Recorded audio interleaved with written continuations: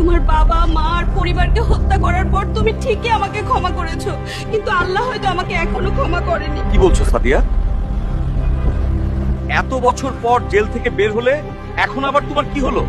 আমি জেল থেকে বের হওয়ার পর লক্ষ্য করছি আমার কাঁধটা যেন অনেক ভারী হয়ে যাচ্ছে, কোনো কাজ ঠিক মতো করতে পারছি না। আমি আর মাত্র কয়েকদিন পর দেশে আসব, তারপর তোমাকে ভালো ডক্টরের কাছে নিয়ে যাব। এই কয়দিন তুমি একটু সাবধানে থেকো। আমি কোনো খাবারের গন্ধ পাচ্ছি না, আমার ক্ষুধাও লাগছে না, সবকিছু ঝাপসা লাগছে। এইভাবে চলতে থাকলে আমিও হয়তো বেশি দিন বাঁচবো না। এইরকম বলো না সাদিয়া, বাবা মা চলে যাওয়ার পর তুমি এই আমার একমাত্র কাছের মানুষ। আমি জানি 10 বছর আগে তুমি আমার বাবা মাকে ভুলবশত হত্যা করেছিলেন।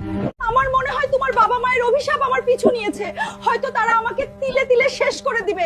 তুমি প্লিজ তাড়াতাড়ি দেশে আসো। তুমি একদম চিন্তা করো না সাদিয়া, আমি সামনের সপ্তাহেই দেশে আসছি। তারপর তোমাকে তারানাথ তান্ত্রিকের কাছে নিয়ে যাব এবং তোমার সমস্যার সমাধান করব।